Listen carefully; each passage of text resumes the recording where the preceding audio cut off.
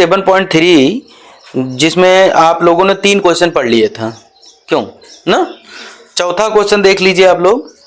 ये सब क्वेश्चन बड़े अच्छे क्वेश्चन हैं, इसको ध्यान में रखना है। प्रश्नावली 7.3 में से 100% श्योर है कि क्वेश्चन आने हैं। अगर समाकलन आपको पूरी तरह से आ जाता है तो आप ये मान के चलिए कि कई क्वेश्चन आपके सॉल्व हो जाएंगे, ठीक है। लगभग 20% या 50% क्वेश्चन जो है समाकलन से रिलेटिव होंगे। 40% क्वेश्चन, 40% केवल जो है समाकलन से आते हैं। समाकलन के अनुप्रयोग आगे है ना, इनको दोनों को मिला करके लगभग 40% क्वेश्चन आते हैं सेकंड पेपर से, ठीक है। तो सेकंड पेपर में आप लोग अच्छी तरीके से पास हो जाएंगे। जैसे फर्स्ट पेपर में आपको क्या करना है, फर्स्ट पेपर में जैसे अभिव्यक्ति आपको पढ़ लेना, मैट्रिक्स पढ़ लेना है, ठीक है, और डिटरमाइनेंट पढ़ लेना, मतलब सारणिक पढ़ लेना है। ये सब चीजें अगर आप पढ़े हैं, और उसमें एक है वो पहला वाला चैप्टर जो है संबंध एवं फलन, ये वाला चैप्टर हो गया। ये 2-3 चैप्टर पढ़ लेते हैं तो फेल नहीं होंगे। बाकी जो है परसेंटेज अगर आपको अच्छा लाना है या टॉप करना है तो टॉप करने के लिए आपको क्या करना है,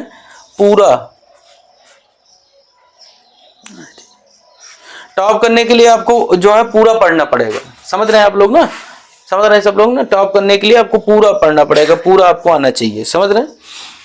और पूरे के लिए आप जाने एक भी क्वेश्चन नहीं छूटना चाहिए, एग्जाम्पल हो चाहे जो हो, इस सब से आपको आना चाहिए। अगर आपको नंबर लाना है कि नहीं, हमको 90+ लाना है, 95 नंबर लाना, 98 नंबर लाना, जैसे काफ़ी बच्चे इसके पहले वाले बैच में आप देखें 90+ लाए नंबर, है ना। उसमें आप लोग क्लास 10th में हाई और 12th में भी कुछ बच्चे लाए, टॉप भी किए। तो वो बच्चे ऐसे बच्चे थे जो जिनको जितना पढ़ाया गया था वो सब तैयार कर लेते थे, समझ रहे हैं ना।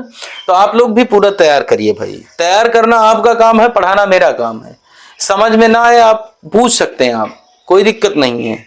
अगर पूछने से किसी टीचर को दिक्कत होती तो टीचर है ही नहीं, ठीक है, इसको आप जान लीजिए।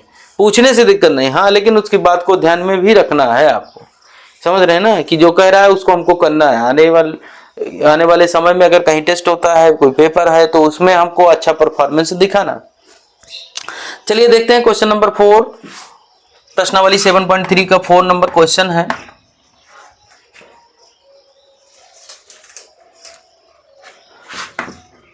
साइन क्यूब 2x + 1 dx, यह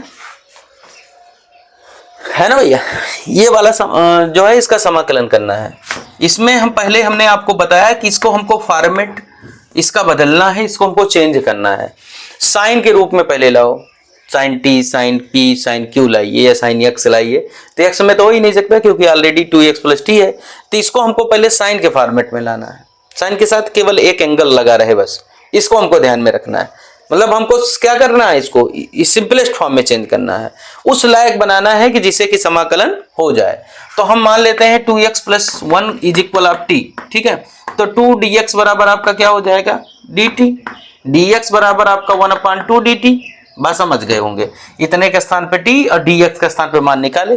dx का मान निकालने के लिए क्या करते हैं, dx का मान भी t के पद में आ जाए, इसके लिए क्या करते हैं, अवकलन करते हैं। क्या करते हैं, बोल नहीं पा रहे हैं आप लोग, अवकलन करते हैं। क्या करते हैं भैया, अवकलन करते हैं। बार बार बताया जाता है, ये चीजें भूलना नहीं है आपको, ठीक है। dt हो जाएगा, समझ रहे हैं। 1/2 बाहर इसलिए क्योंकि कांस्टेंट है, कांस्टेंट का समाकलन होना नहीं है। अब साइन क्यूब टी आ गया। साइन क्यूब टी में भी यही प्रॉब्लम है भाई। साइन क्यूब टी का समाकलन का कोई फार्मूला नहीं बताया मैंने, होता भी नहीं है, ठीक है ना। अब हम आपको इसको जैसे sign 2t, sign 3t, cos 3t, इस तरह से अगर हम चेंज कर लेते हैं तो हमारा काम बन जाएगा, हम इसको लगा लेंगे, ठीक है। तो इसको हम चेंज करते हैं। तो साइन 3t का फार्मूला होता है, साइन 3t का, चूंकि साइन 3t का फार्मूला होता है 3 sin t - 4 sin cube T, ये फार्मूला होता भाई, है ना। यहां से हम साइन क्यूब टी का मान निकाल लेंगे। और जब साइन क्यूब तक अगर इस तरह नहीं करते तो आएगा नहीं। Sign cube T, cos cube T, sine square T और कॉस स्क्वायर टी, इन सब का समाकलन ऐसे निकाला जाता है। इसको आप ध्यान रखिएगा, इसलिए इंपॉर्टेंट बन जाता है। ये इंपॉर्टेंट वही कहलाता है जब कोई चीज अलग से करना पड़े आपको। अलग से करने में सभी बच्चों के दिमाग में ये बातें अब बैठती नहीं है ना। तो इसलिए आप लोग थोड़ा सा पढ़ाया जा रहा है, अच्छी तरीके से समझ लीजिए। ये हो गया भैया। हम इसको इधर ले गए, इसको इधर लाए, तो ये इधर माइनस में था, इधर आया प्लस में हो गया। ये साइन 3t है, इसको इधर ले जाएंगे माइनस में हो जाएगा। बात समझ रहे हैं? अब उसके बाद यहां पर देखिए, ठीक है, क्या करना है हमको, जैसे 4 है तो इसमें तो 4 है नहीं, तो 4 को भी उधर लेके चले जाओ ना। तो 4 sine cube t is equal of 1/4 bracket में 3 sine t minus sine cube 3t। अब इसको रख दीजिए भैया, यहां रख दीजिए, तो 1/8 हो जाएगा। बात समझिए? जैसे 1/2 ऑलरेडी है, 1/4 और बाहर निकलेगा तो 1/8 हो जाएगा, है ना। तो यहां पर 3 sine t minus sign 3t। आप पहली एक्सरसाइज से इसको करते चले आ रहे हैं कि जैसे साइन 3x है, साइन 4x है, साइन 5x है, तो हम क्या करेंगे, 3t को कुछ मानेंगे, p मान लेंगे। तो जब 3t को p मानेंगे तो 3dt बराबर dp आ जाएगा, और dt बराबर 1/3 आ जाएगा ना। तो इतना आप जानते हैं, बार बार उसी चीज को नहीं करना है हमको, ठीक है।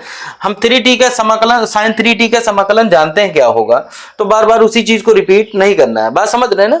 तो उसको कर लेना है भाई। अब जैसे बड़े लेवल का क्वेश्चन कर रहे हैं तो थोड़ा सा इसको आपको पता होना चाहिए, इसलिए बेसिक में आपको समझाया जा चुका है। ना समझ में आया हो तो वीडियो देख लीजिए जा करके, ठीक है ना, कोई दिक्कत नहीं है। अब यहां पर जैसे 3 है, 3 तो बाहर ही हो जाएगा। साइन टी का क्या होता है, माइनस कॉस टी, है ना। और इसका क्या हो जाएगा, माइनस, तो माइनस माइनस का प्लस हो जाएगा।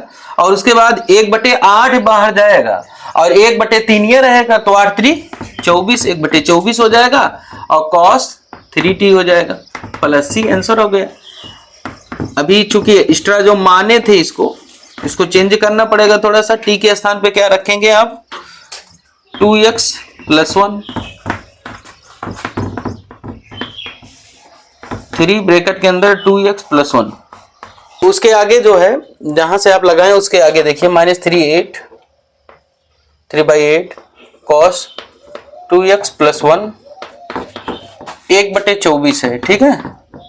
और cos 3θ का फार्मूला इसमें लगा दीजिए, ठीक है। जब cos 3θ का फार्मूला लगाएंगे तो टूट जाएगा। बाकी आंसर ये सही है आपका जो आया है, ठीक है, आंसर से कोई मतलब नहीं। तो यहां पर हो जाएगा 4 cos क्यूब 2x + 1, थीटा के स्थान पे 2x + 1 है, -3 cos 2x + 1। मैथ है, गणित है, अगर थोड़ा सा भी ध्यान आप नहीं देंगे तो तुरंत गलत हो जाएगा। अगर एक प्लस माइनस का ध्यान नहीं देते हैं आप तो फिर गलत हो जाएगा, ठीक है ना। 4 कितना हो जाएगा, 24 cos क्यूब 2x + 1, ठीक है। 3/24 cos 2x + 1, ठीक है। समझ रहे हैं ना आप?